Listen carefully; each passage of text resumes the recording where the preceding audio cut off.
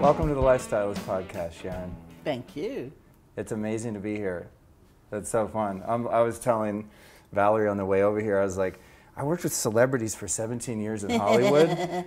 I got really jaded at the end. I mean, I was rarely starstruck, but I was like, I think I'm nervous. We're going to Sharon Salzberg's apartment right now. What the hell? I had to like do some breathing exercises and stuff. I was really beside myself for a moment there. Well, this is my apartment. I'm really glad to be here. Yeah, we have a nice vibe going on here too. And I like to see that you're human. You also have a television. I have a television. There's not only an altar, but we have like an altar and a TV. So that's right. We're gonna get real. I thought it could be fun to start out perhaps with a little brief guided meditation for our listeners. How would you feel about that? I think that's very cool. Awesome. Okay, so if you want to just sit comfortably, close your eyes or not, however you feel most at ease. Sometimes we start actually by listening to sound. Maybe it's the sound of my voice, or maybe wherever you are, there's traffic or some other sound. And it's a way of just relaxing deep inside and allowing your experience to come and go. It's like the sound just washes through you.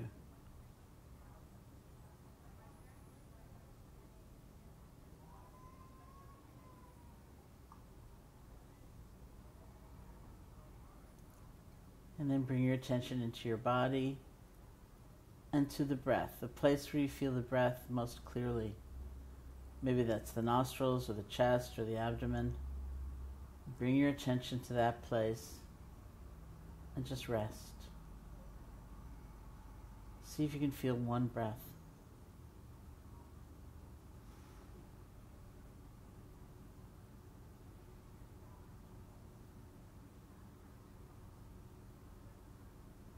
And if you find your attention has wandered, you get lost in thought, spun out in a fantasy, or you fall asleep, truly don't worry about it. We say the most important moment in the whole process is the next moment after you've been gone. It's the moment where you realize you've been disconnected. You practice letting go. And you practice beginning again. Just bring your attention back to the feeling of the breath.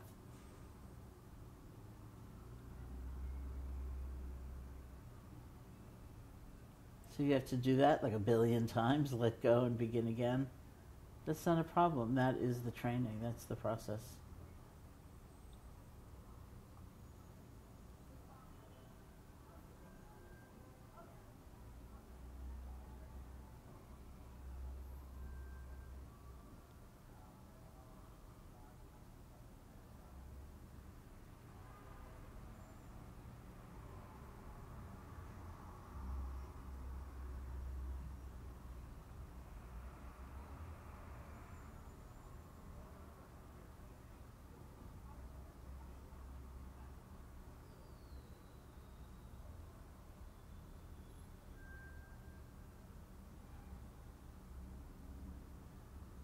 And when you feel ready, you can open your eyes.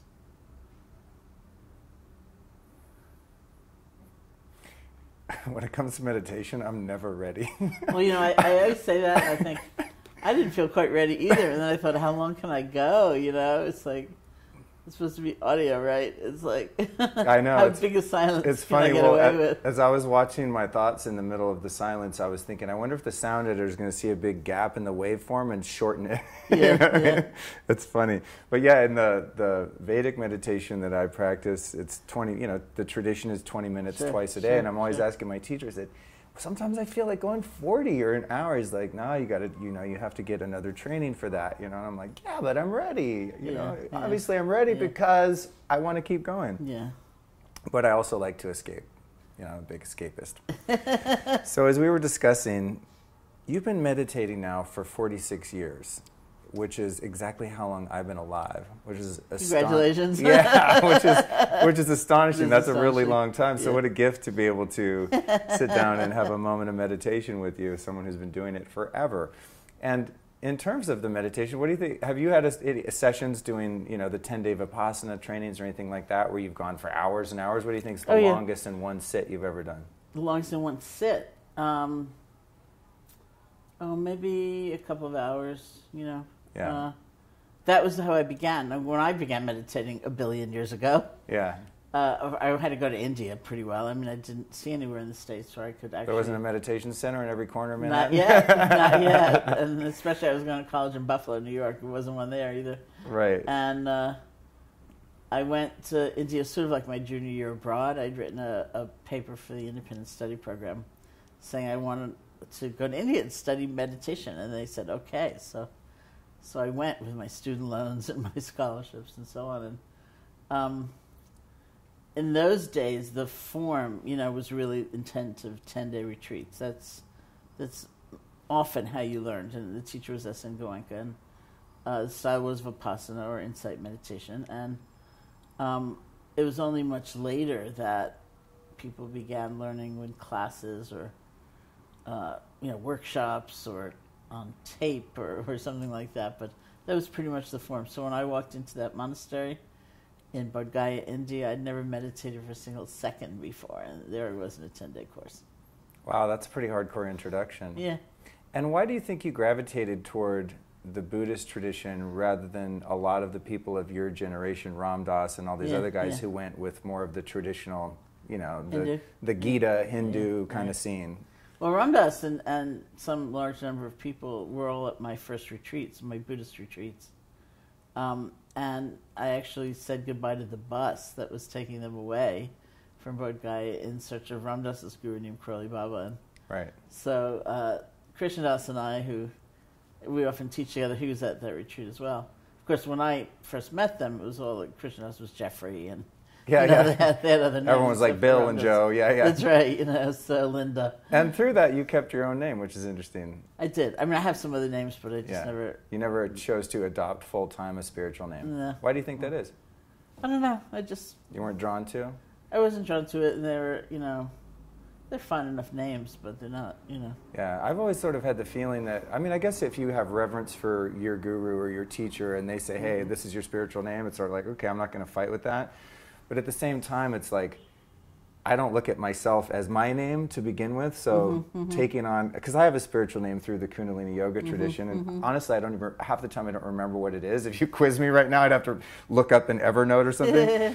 But it's like, I thought, well, I'm not even Luke's story, so why even identify as a secondary name that is also not me? So anyway, and one thing I've noticed about you too, over the years, is that you've also not adopted all of the other sort of theatrics in terms of, the wardrobe and the silk pillows and flowers and the whole kind of spiritual show. Do you think that was another thing that you just never gravitated toward, or did you make a conscious decision to kind of just be a real normal person named Sharon? I think I am just a real normal person named Sharon, so it was kind of inevitable in a way. And there's a certain extent in which, I don't know, maybe it was a conscious decision, but it wasn't a highly, labored decision. Right. What should I do? Should I put on the orange robe or not? Oh my God, let me meditate on this. Well, all those things also have meaning. The robes mean certain vows, right? And one could wear it casually, but that would be kind of odd too. Like, I look like a nun, but I'm not really. Right. I don't follow any of the rules. Right. Yeah, I think there's sort of two sides of that. From my perspective, is that there are some people who are highly devotional, right? And some of that way that they're representing themselves to the world sort of sends a message to people on the street like, hey, I'm on a different trip right now, so leave me alone. Like when you see like a Catholic nun, you're sort of, even if you're not Catholic, I tend to have a certain reverence for them, like, oh wow, okay, they're a devotional person, and you give a certain respect to them, and maybe even some leniency in terms of their behavior. Like if I go to yoga and someone's wearing a turban and all white, I'm kind of like, okay, they're allowed to be a little weirder than your average person, So there's that side of it, but is there not, from your perspective, also the side where the ego can sort of co-opt a spiritual person or spiritual teacher and kind of create yet another false identity out of that? Oh, certainly, that can happen. And I think, it's one thing to live in India, which is, in a way, what I always thought I would do, is live in India forever, which didn't happen. And so it's one thing to live there where you can, be a guy wearing an orange skirt, or, I've done that. Never put on shoes or whatever, and it's okay. And being here, where you're really making a statement of difference. and often dependence, like I'm not carrying money, therefore you have to take care of me, or and so that's like a negotiation with a culture. Like, how do you want to represent to people, and do you want people here to feel that difference? Might it not be better for somebody who's a nursery school teacher or a special ed teacher or a nurse or something to look at you and think, oh, maybe I can meditate too. Right. In my actually kind of stressful job, Right, to sort of represent the householder Yeah. approach. Yeah. Yeah, that makes sense.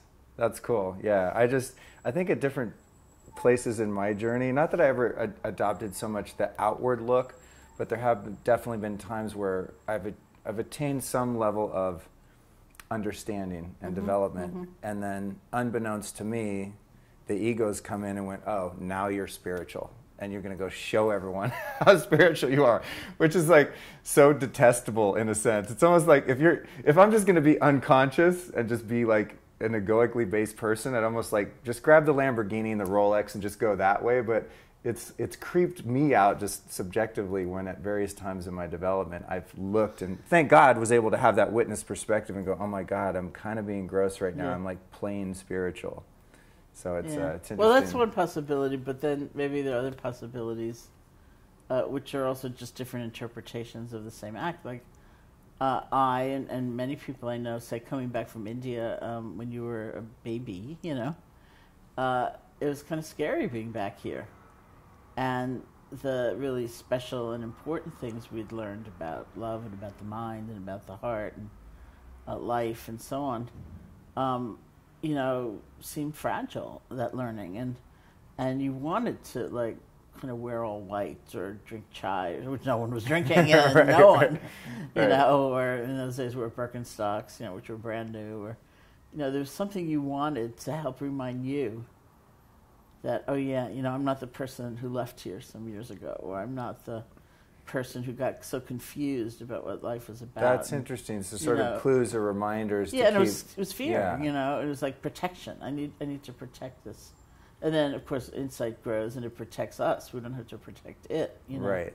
You don't have to be like, no, Grandma, I can't watch TV. I'm too pure. You don't have to be off-putting that way. Well, I think that's one thing that attracts me to you and your work is that you're very relatable.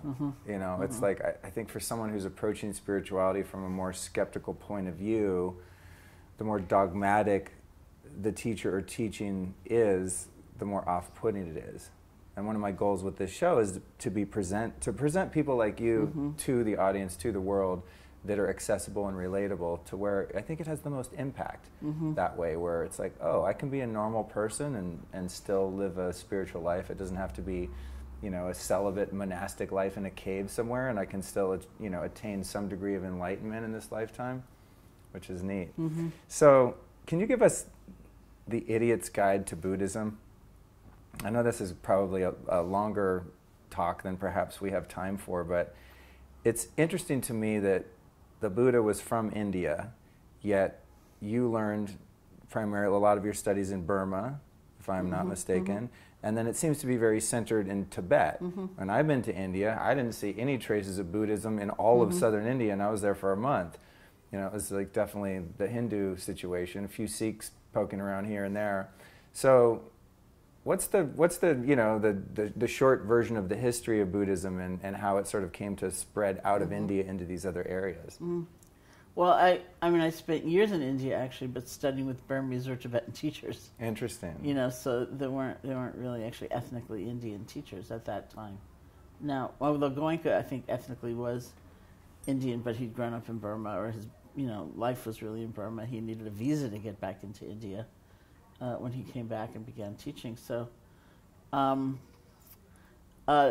the Buddha, they say, was born in this town, Lumbini, which is now it's Nepal. It's just the southern part of Nepal, so India, Nepal, like that. And after his time, the teaching spread to Sri Lanka, and then around, Southeast Asia, Thailand, Vietnam, Burma, those countries, Cambodia, and then up north, Korea, China, Japan. I see. And Tibet, is its own trajectory there. So the heart of it is really Bodh Gaya, which is the town the Buddha was enlightened in, which is in Bihar. It's about 6 hours from Benares, and that's where I actually began practice. Oh, cool! You went right to the sea. I went right there. That's yeah, cool. yeah. That's cool. And did you know that at the time? Yeah, yeah. I mean, that was the goal. Okay. Yeah, the descendant of the tree it said the Buddha was sitting under when he became enlightened is there. So I see. it's an amazing place. It's kind of like Mecca for Buddhists. Right, right. Like. And why are so many of the teachers have the word Rinpoche in their name? It's in Tibetan. In the Tibetan system, it's a title. I see. It means so it's like sir or lord or something like that. Yeah, exactly. Okay, it's like a precious one. Or, right. Because I first heard like Trungpa Rinpoche, I think, was like the first guy. And then I was like, wait, does he have a lot of cousins that were also like Buddhist teachers? Okay, cool. No, it can be really confusing, especially if you're looking for a book. Right. It's like by Rinpoche. Well, which Rinpoche? Yeah, yeah. You start Googling the word Rinpoche, a lot comes up. So that's funny. Okay, cool. And so here you are in New York City after all these years. Do you still live here because you love the grind of New York City, or are you here as a service to your fellow man, to be someone that's accessible and is offering teachings and helping people learn to meditate and be more mindful here? I mean, is it a labor of love, or do you actually walk out onto Fifth Avenue here and be like, I like it here still? I do like it here. That's why I'm here. I actually officially live in Massachusetts. In Barre, Massachusetts, where I have a retreat center that I helped co-found, the Insight Meditation Society. I have a house there. I vote there, Right. I used to say my books were there, but my books are everywhere now, and especially on my Kindle. And some years ago, I was working on this book called Faith, and I just had this feeling I wanted to get out of Barre, that I wanted to go somewhere else. And I happened to have a friend who was going to Barre to sit a 3-month retreat, and she said, well, take my apartment in New York. So I did, and that was a few blocks from here, actually. And I grew up in New York City. I grew up in Washington Heights, near the George Washington Bridge, and I had come back now and then. It was always like really noisy and jangly. But this time, actually living here for that 3-month period, I just loved it. I was really happy, and I felt really creatively stimulated. I was hanging out with writers and artists, and and I was teaching, and it was a really beautiful experience. So I thought, oh, maybe I'll come back. And so I started a period where I was coming in for 2 or 3 months at a time and subletting an apartment, and I'd leave and come back 6 months later. And then at one point I thought, what would it be like just to have a place? I wouldn't be there all the time by any means, but it would be there, and so that's been the last several years that I've done that. And in all of these years in New York City, in terms of, for lack of a better term, what we might call the consciousness scene, the yogis, the meditation centers, all of this sort of community here, this subculture, how have you seen that change? Because as a pretty recent visitor in the past 9-10 years been coming here, it seems like, and I don't know if I was just not tapped into the wavelength, but it seems like there's an explosion of commerce and people in this community now. Do you think it's at its height, or is it just sort of a cycle that we're coming back around to? And was it the same way in '73 and now it's just kind of a trend's come back, or do you see momentum? Oh no, it's vastly different than '73. I actually came back in '74. It's vastly different than it was then, and I don't know where it'll go because and it's like it's always changing. It's like there were all those yoga centers to begin with, and maybe 3 vegetarian restaurants, and people, I'd be wearing like an Indian shirt, and people would say to me, where did you get that? And I'd say, India. That's where it came from. Right. And so there's been an explosion of interest in Indian culture and music and clothing and food, and that's changed too. But and then there were yoga centers everywhere, and then yoga centers were including meditation, and then meditation centers started springing up. And now, you and I met at Mindful, just mindful without any vowels. So I'm always saying it in a funny way. Mindful. Mindfulness studios. Right. With ongoing programs. 35-minute classes, 45-minute classes, whatever it is. Meditating, various forms of meditation, and that's what it does. And, they're starting to spring up everywhere. What's been the most dry period here in terms of, when was like the lowest consciousness of this city, would you say, from that perspective? Well, that's hard to say because there's always been a counterculture. Right. So I think it's always been alive and thriving to some extent, underground in a way. but the kind of commercialization or popularization is something very new, and the kind of widespread interest is something very new. So you think you could say we're sort of at the pinnacle now based on what you've observed? I don't know if it's the pinnacle. It might well, be the beginning. Yeah, maybe it is, right? It could be the beginning. Right. One can hope that it keeps going from here, right? Yeah. I know I've really enjoyed like my recent trips here, just because I was telling you before we recorded, I'm meeting the most fascinating people, and a lot of them are really young. I'm 46, and it's like, I'm meeting kids that are like 19, 20, and they're telling me, we're talking about spiritual concepts that are like way beyond what I hear 19-year-olds or 20-year-olds talking about a few years ago. You'd have to talk to someone who had quite a lot of life experience under their belt and have been seeking for a long time. And so there are times where I'm cautiously, borderline dismissive when I meet someone really young who's into spirituality and is going to like tell me how to be in the now or something.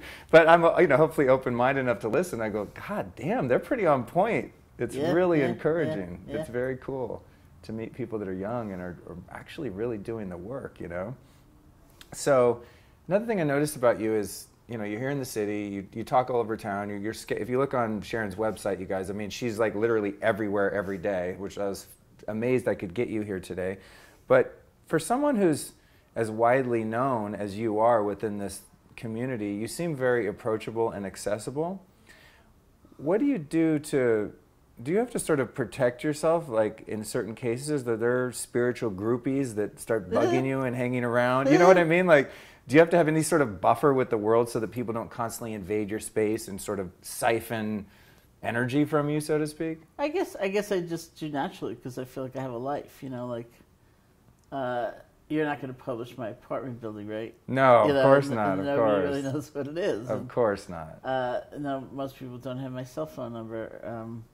I'm very readily accessible by email, but I always counsel patience, because it takes me sometimes a really long time to get back to somebody. And I don't really say to people, I'll see you individually, because I just can't. Too many people. But it's beautiful. How wonderful that people will want to spend time with me or anybody, with that kind of honesty and openness. And another thing I've noticed about you is you're in your 60s, but you're very like hip and active on social media. To a lot of people in their 60s. Yeah, I'm like, wow, you're like doing Instagram stories and all sorts of stuff. I can't even get my tribe that are in their 30s sometimes to figure that stuff out. I'm like, come on, you guys, get up to speed. Like you're multimedia here. But do you enjoy the aspect of that far reach that you have with our modern social media? I do. The main thing that I'm on almost all the time is Twitter. Oh, that's your main. That's your main jam. That's my main thing, Okay. and the rest I play in, Right. But and it was something about the brevity, just like it's like a haiku. It is, yeah. Here's the thing, and it's like the Tao of social media. Yeah. Right. I just really liked it. Although I just had a really weird experience in that I was in Washington D.C. the other day, and I taped a podcast with Congressman Tim Ryan, who's a congressman from Ohio. He's a meditator. He wrote a book called The Mindful Nation. And I spent a bunch of time in his office waiting for him because he was in Congress actually voting. And he came back, and we had this nice podcast, which will go up at some point. And then he and I gave a talk together that night. And there was a journalist from the Washington Post there, so she put on Twitter something about that talk. And the headline was sort of a quote from Tim in which he said, speaking of our times, don't add hatred to hatred. He said, I don't see the point of adding hatred to hatred. Right? So that was kind of the message. So she put that up on Twitter. And then in my mentions, because my name was there along with Tim's, I started seeing all these comments. People were writing to him, which were full of hatred and really vile, And then how sadly ironic. It was very ironic and very intense. I was like, oh my God, And then Dan Harris, who's also a friend of ours, who's an ABC News anchor. I'm familiar, yeah. Yeah. He retweeted it. So then I started seeing all these comments to Dan. Oh, like, man. You scumbag, you call yourself a journalist. I go, oh my God, Right. And I thought, oh, this is the other side of social media, which I don't usually get, like. Yeah. And it's very intense as people feel free to say anything.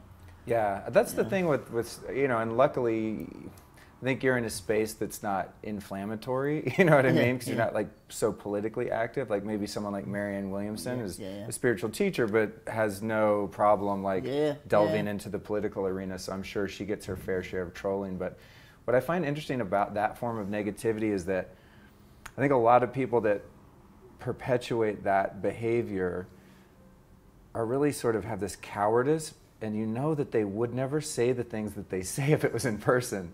It's sort of like it's like this kid that was picked on in school that has this pain body, and is now projecting that pain onto whoever they see fit, but they really probably wouldn't have the balls to do that in person. It's like if you could see the little creep in their apartment, like behind those vile attacks, right? It's like, I remember those are the kids in school that talk shit to the bully and then run and hide behind the teacher, that kind of thing. It's just, it's an interesting thing. But I interviewed a guy named David Wolf, who's a big, health guru, and he talks about flat Earth and aliens. He's really out there and draws a lot of criticism from, both, I would say, kind of the left and right spectrum. And he just gets trolled so hard because he has no filter. And I asked him, I said, dude, how does that not break your heart? How do you deal with that, being a public person and getting so much negativity toward you? And his answer was very earnest and very wise. He just said, Luke, you know what, man? When I see that stuff, I feel so much compassion for the people doing it, because you can just imagine like how miserable their life has to be to where like that's what energizes them, and they're spending their time and they're actually giving thought and feeling to something that negative. Yeah. He's like, can you imagine what that must feel like? And it was such a beautiful way to do that. It wasn't even like, oh, I just blessed them. It was really like a heartfelt understanding of what it must feel like to be in that position. So, but lucky for you, you're just all good vibes. You don't have to deal with any haters. So far, I've been very fortunate in that respect too. I'm sure, I wouldn't doubt that it's coming, because I have a lot of funny things that I talk about. In terms of that, being proactive and activism and wanting to have a positive influence on the world and someone putting themselves out there, I see what I determine to be sort of a lot of like do-gooderism, and people naively, if not at times arrogantly, deciding that the world needs to be changed and that it shouldn't be the way it is. And I'm going to set out and change the world. Where does wanting to contribute positive energy and positive change in the world start, and sort of being naive and arrogant about deciding what needs to change? In other words, how can someone, I guess it's hard to articulate. So the Gandhi thing, like be the change you want to see in the world. I interpret that as like just work on your own shit, get more conscious, wake up more, be more spiritual, and that just has a ripple effect on mankind, because you're really polite to the cab driver and you just start being this, this wave of love. But then there's other people that's not enough, and they want to go out and protest and like shake things up a bit. Where do you think the balance is there? Well, I don't know that the other side of the other option is only protesting. I'm polarizing it to the two extremes. I think there are other actions. I think, whether one only has to change oneself or one has to participate in some other action. That might be protesting, it might be art, it could be something that really expands consciousness, it could be seeking systems change. For me, what is really a passion of mine is having people vote, because I think it's when we change ourselves, and I talked to Tim about this actually, it came up the other night. When we change ourselves, I think the thing that manifests really strongly is good-heartedness.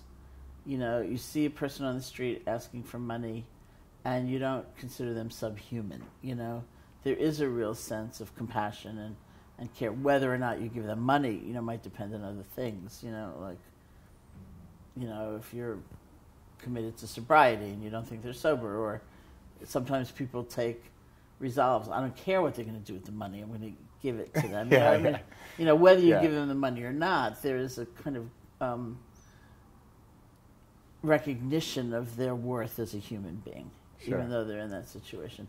Whether you then start thinking, I wonder what the housing policy is of this city, and if there's kind of inequity there, and if that policy could change, maybe fewer people would be homeless. That I don't think comes from just that kind of inner work. That comes from a certain education and an inclination to think about systems. Right. And I think that isn't a bad thing. It doesn't have to be self-righteous or weird or Right. imposing on other people. I think it's paying attention in a different way, which we're not used to. I'm not used to. And I think it's not a bad time, given where the earth is, Right. to start adding that to Right. a spiritual agenda. Yeah. And, we've got to do the inner work, otherwise we're coming from a weird place. And it's not well motivated. And Right. Maybe it might be motivated from a sense of control or something yeah. like that, right? Yeah. I guess that's the root of the question, is sort of like surrendered action. Yeah. Where it's like you give the performance, you apply positive energy into the world, but maybe perhaps not as attached to your idea of what you think it should turn out as. Well, that I think it's always good not to be that attached, Yeah. But I mean, I don't believe in moral relativism. I don't believe it's all just a question of getting together and having a nice conversation Right. for a change. Right. I think that some actions are wrong. I mean, some of my actions are wrong. It's not like I'm perfect. Yeah. But I mean, we can sit down and have a nice chat forever, and you're not going to convince me that killing girl babies is correct action. It's not. Right. And it's not a question of respecting someone else's culture either. Yeah. And I think that, we need to be able to care about everybody and have compassion for everybody and try to make the world safer for other people. Right. As well as ourselves, Right. and try to create a better situation in this world. And that's why I'm really into voting. That's not a very popular position in all spiritual circles. I've had a lot of people say to me, Well, yeah, that's the thing. I mean, like I said, with the exception of Marianne Williamson, I can't think of too many other people that are prominent spiritual teachers that even have any outwardly facing position on anything, because it's not their path. It's like they're they're working on the inner game. Yeah. Yeah, and I never tell people who to vote for. I mean, I don't think that's correct, Right.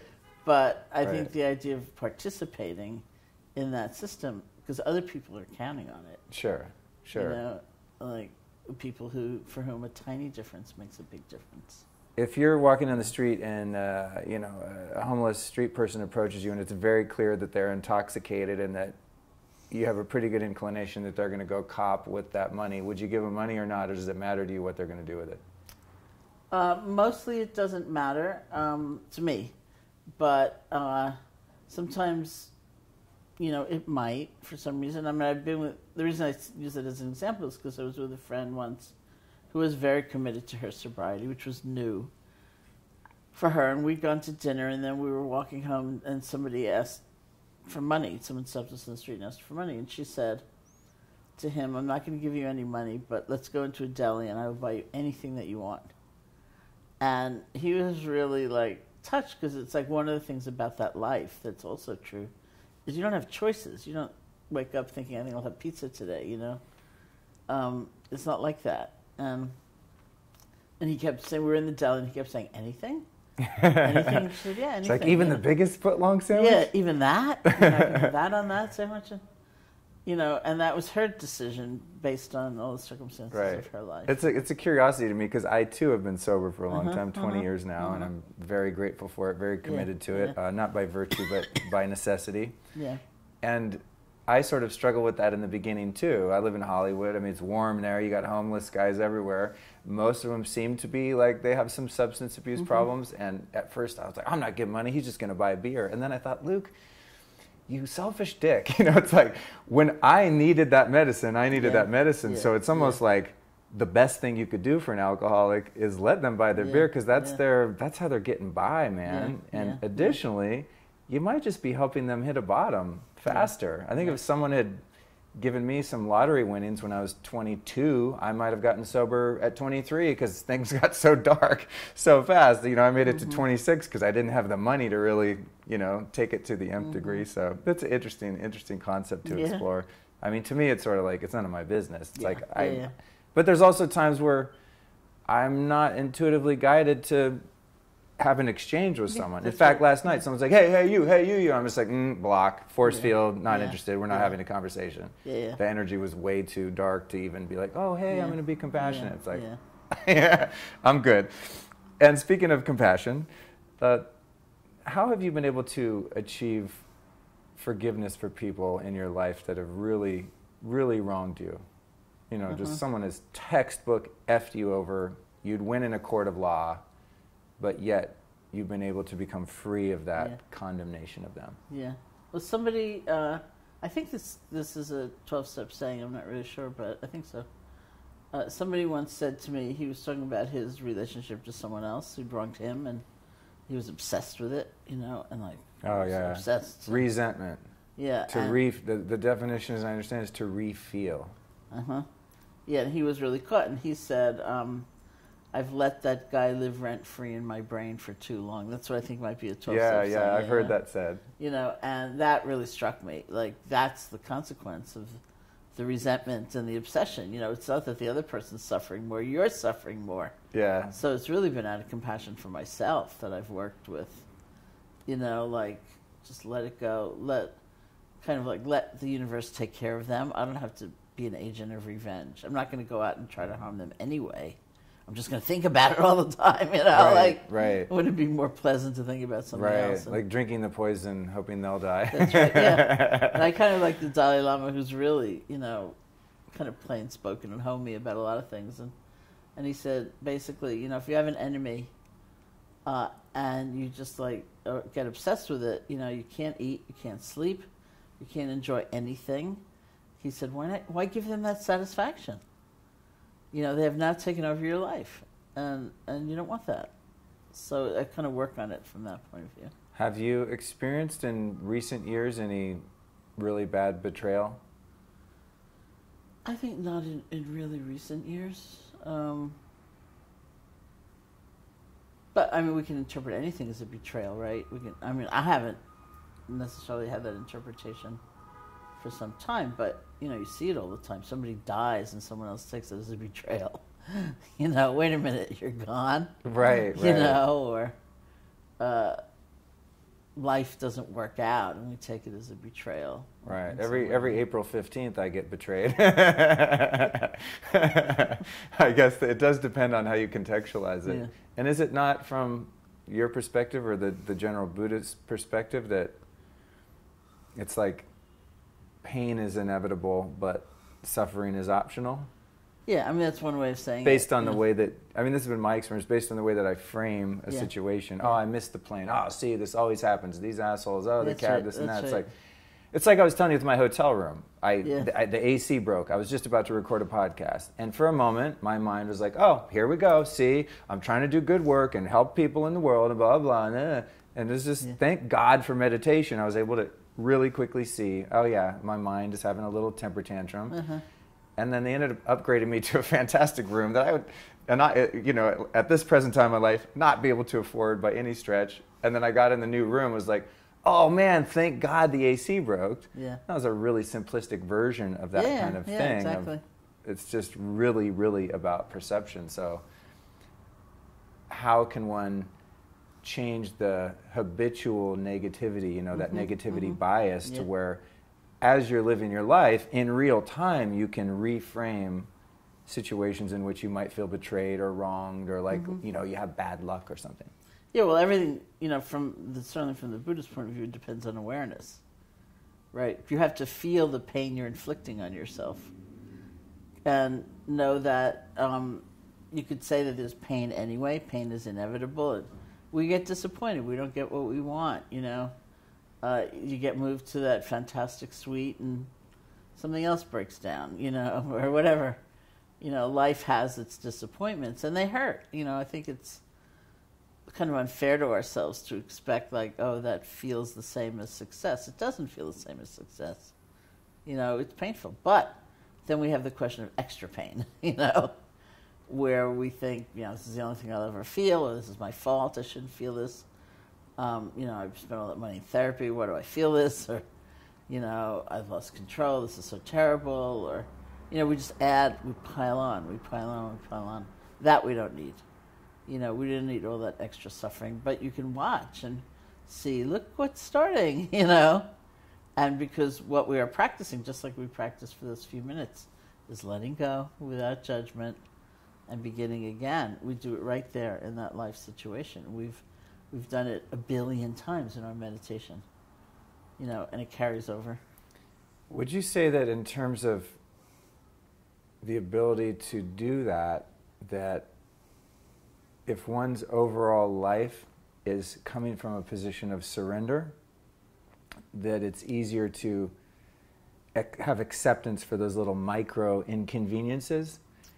What do you mean by surrender? Surrender, I mean that, like in my particular case, I've accepted that I really don't know what serves the highest good for myself, and I'm constantly working to bring myself back into alignment with the Creator that made the world and made me, and that I accept knows better about what's best for me than I do, you know, and so I'm really, it's hard to say it in a way that doesn't sound religious, but for lack of a better way to term it, would just be like to seek the will of God, you know, which is like really the basis of sobriety, the basis of the 12 steps, is you've accepted that your limited resources as a single human being, you know, aren't going to get you where you want to go and be able to produce a fulfilling, meaningful life, you know. And so surrendering to me is the acceptance that there is some other source of power and intelligence, and if I can align myself to it, I'm going to have a better time.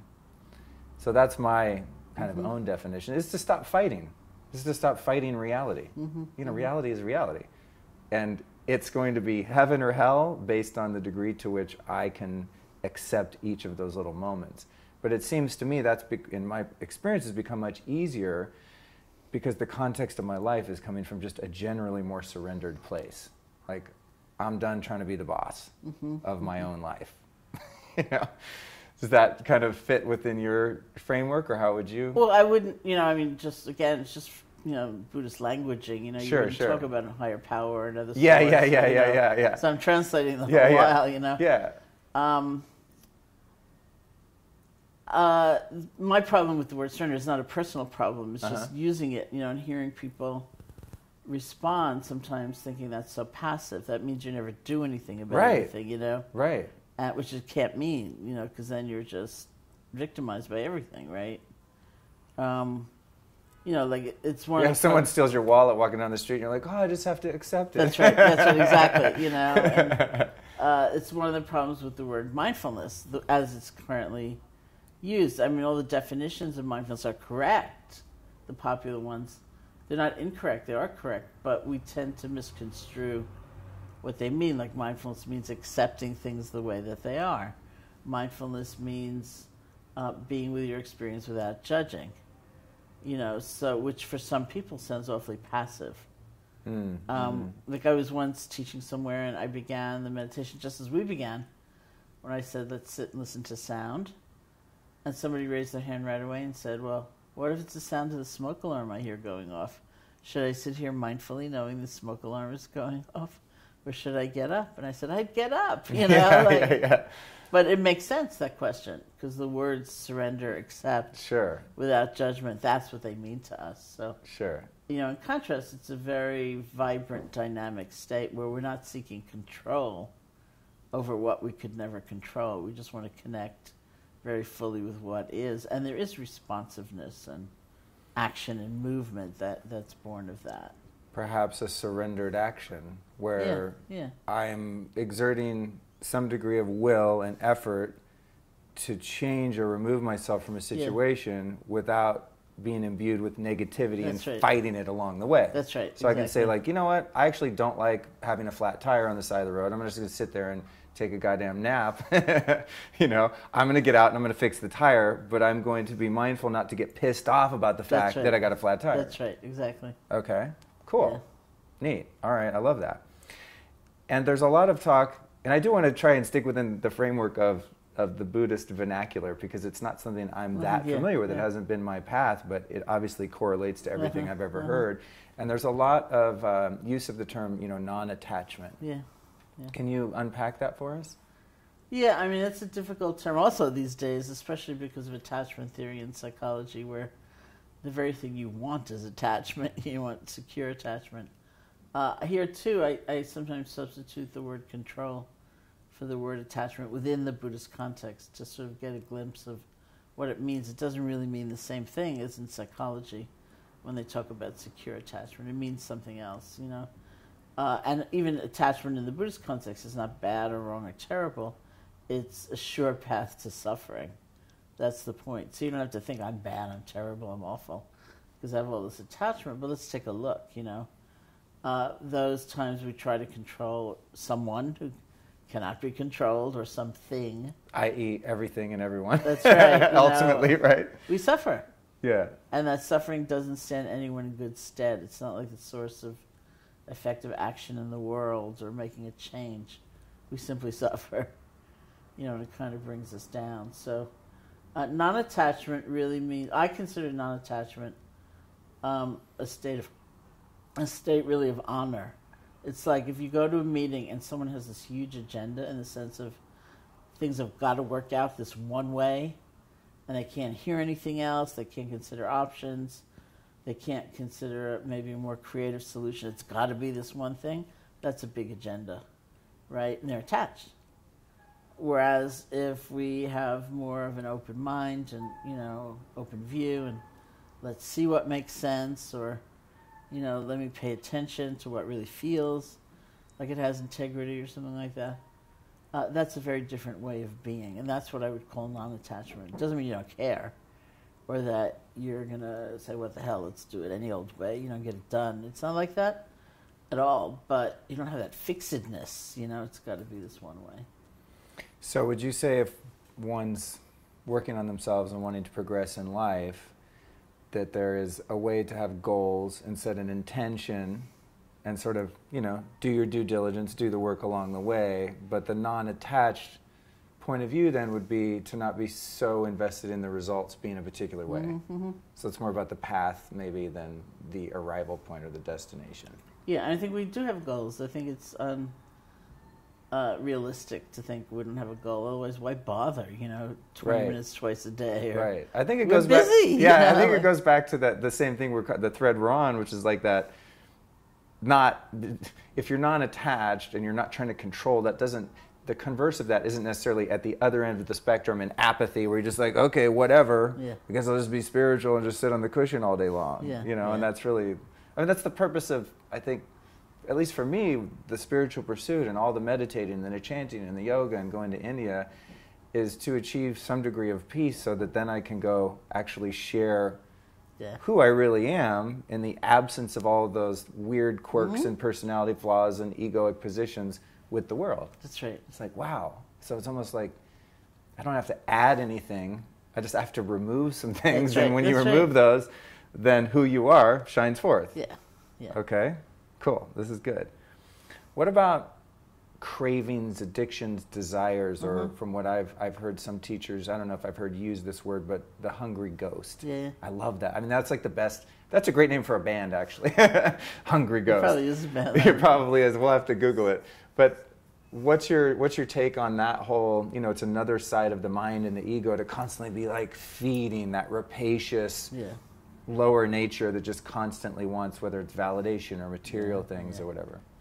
Well, the hungry ghost is a figure in Buddhist cosmology. Oh, cool.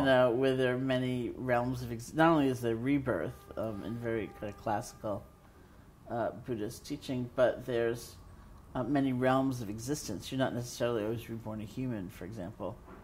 You might be reborn in a higher world or a lower world, or you might be a tortoise, or you might be a demigod, or it's like there's lots of possibilities, and we kind of go round and round and round and round. It's not linear.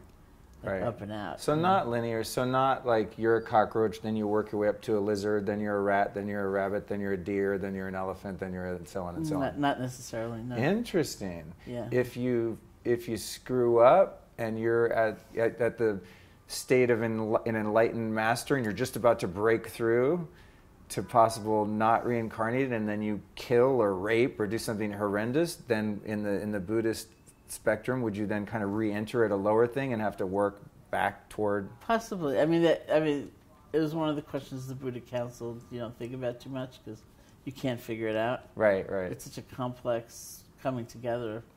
All these different conditions. He said, you'll just go crazy. So don't even bother trying to figure it out? Don't just bother stay on the trying to path. It's the That's thing right. we're just saying, like stay That's on the path, don't worry about what happens. Right, so the hungry ghost is one of those realms, Okay. which is marked obviously by intense desire, and these beings who have like these tiny little mouths, you know, so they can never get enough. It's like that, you know, and so there are all these like outrageous pictures of them, you know, that graphic display of what that mind state is like. Oh God, that is such an uncomfortable way to live. Yeah. I spent a lot of years in that. Yeah.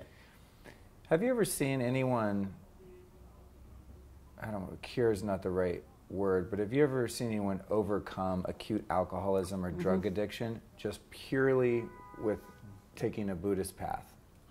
Probably. I mean,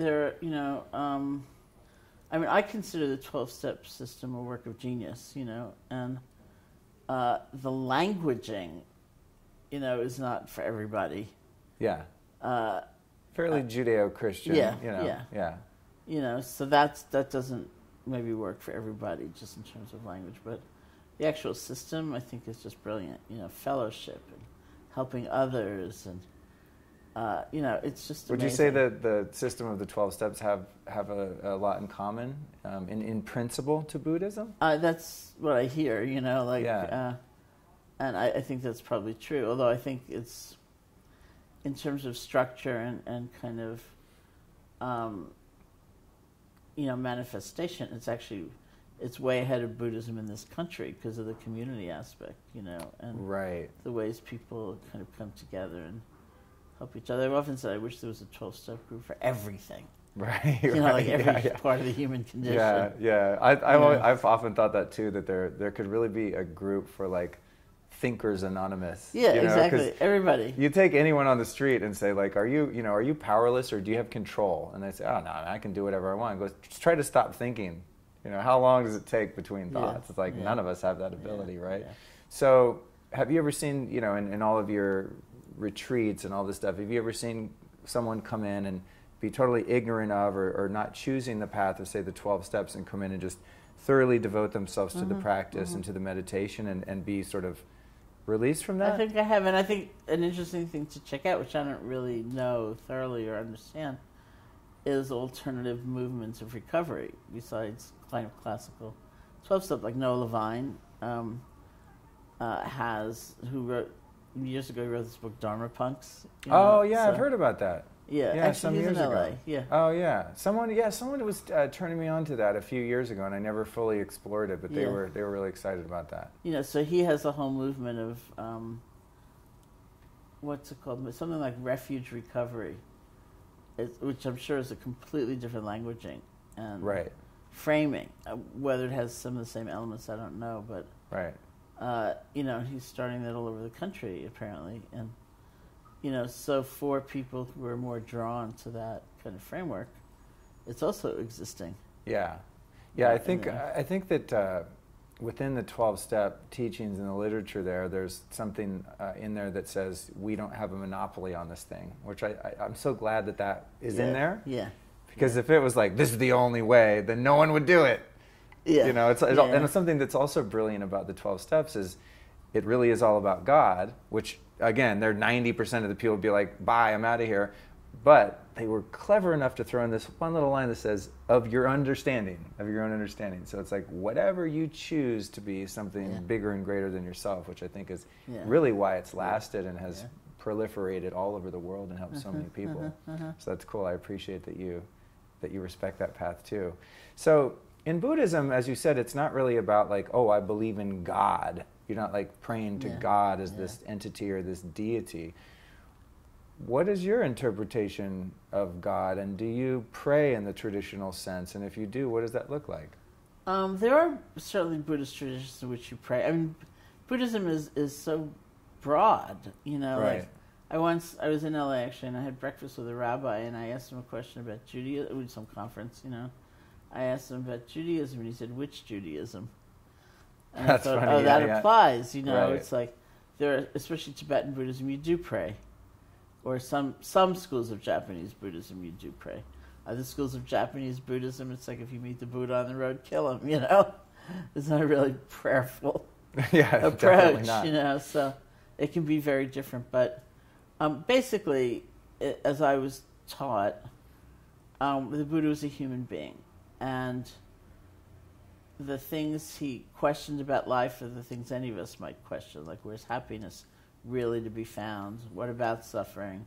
Am I as alone as it seems, as is portrayed?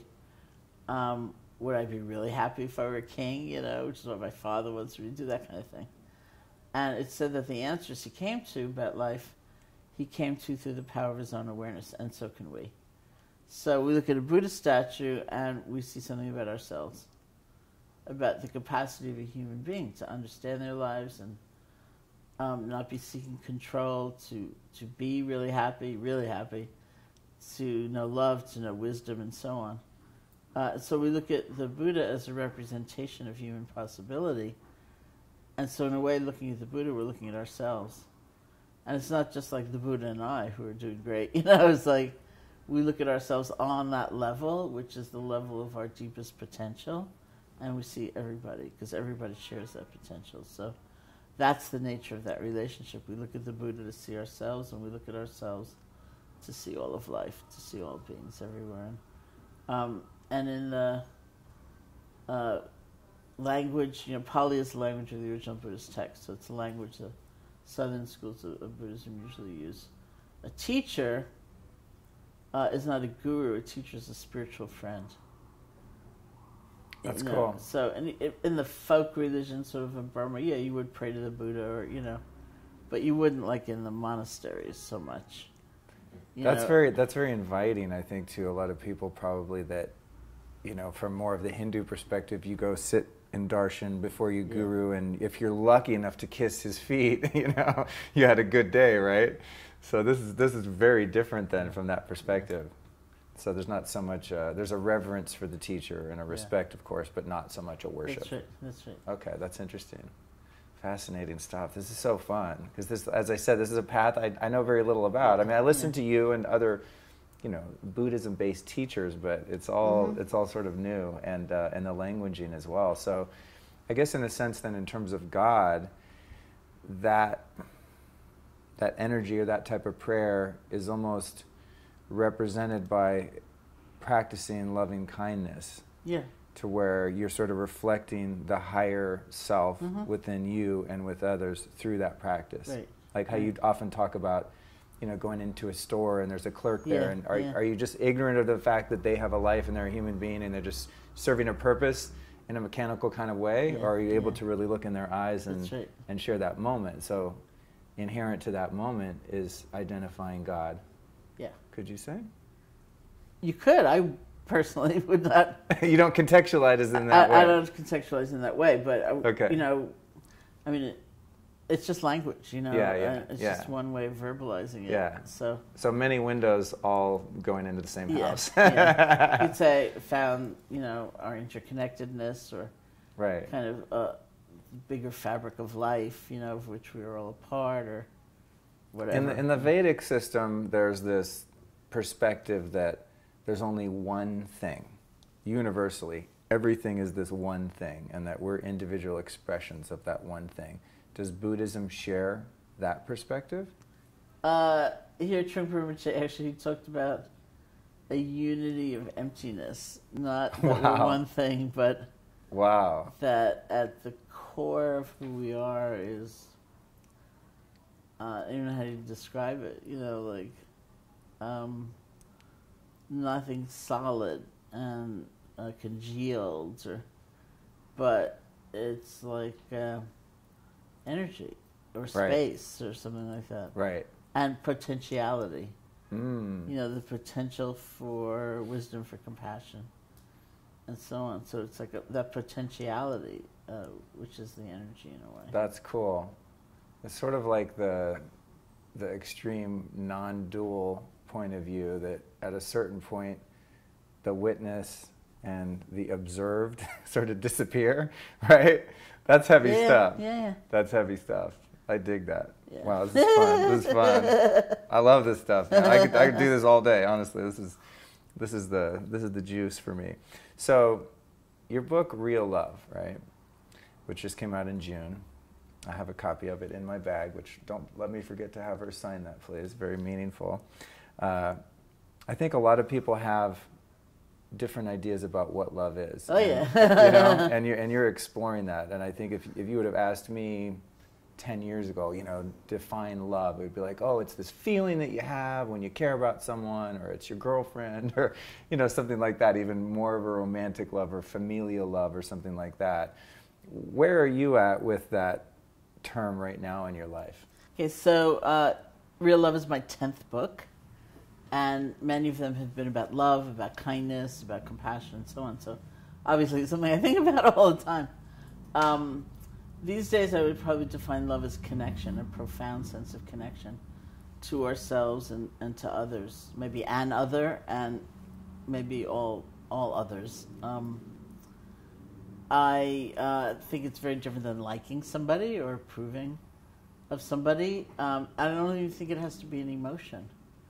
As of course in pop culture it's an emotion and it's something we yearn for and so on. Right, like the love song. Yeah, right. I think it's like, it's sort of recognizing ourselves in one another. It's like that moment if you're talking to a stranger and you're really distracted and you're thinking about your email and then you realize that and you arrive.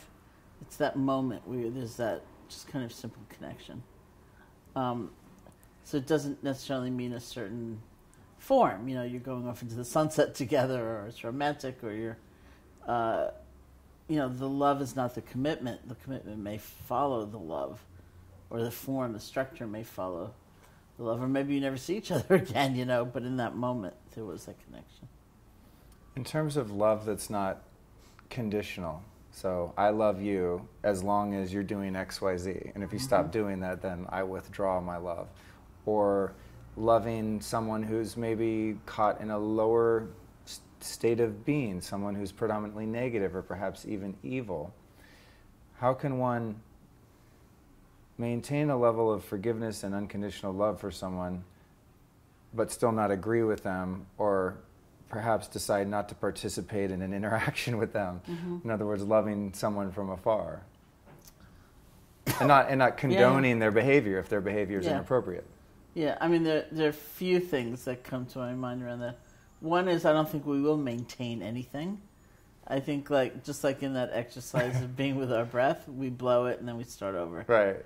We're not going to maintain anything. Okay, good. That's kind of overly idealistic for the truth of our... I tend to be that way, yeah. Okay. But then we start punishing ourselves because it's like we didn't maintain... Right, because we didn't meet our own standards or expectations. That's right. Okay, cool. So I would reframe that. Got it. And I think I would... And right off the bat, I'd separate the state of love from the action. There is such a thing as tough love. There is such a thing as fierce compassion. We might genuinely be feeling inside love, care, compassion. And for whatever reason, our best guess of the most appropriate way to respond in a certain moment in time, in a certain context, is saying no. It's having a strong boundary. It's like, no, I'm not going to give you the money, or you can't move back in, or Totally, I'm familiar with that in terms of codependency, and specifically if you think about a drug addict, like, hey, can I stay at your place? I just got out of jail again. Yeah, that's right. It would actually be a disservice to them to give them another cushion or a runway to keep hurting themselves. That's right. So that's more of your tough love. Yeah. So I think that's almost a mental discipline to keep reminding ourselves the action and the inner state are not the same. We come hopefully from a more and more of a place of love and care, and the action is based on discernment. It's like paying attention, and we make mistakes for sure, but that's why I call it our best guess. about the most skillful way to act. And it's always in the Right. context. It's not a formula. Right. Like the only loving thing to do is say yes. That's not true, Yeah. right? So Yeah, we you make a really lot of don't like effort. relativism. Yeah, no, I don't. Me And, either. That's good. Yeah. So we really do make an effort to separate those two, the inner state from the action. Right. And even the word unconditional, I'm not totally sure. It's like there's a generosity to love. And we can see when there are big strings attached that it's different. And if you really want to understand that, don't even think about loving someone else. Think about loving yourself. I will love myself as long as I never make a mistake.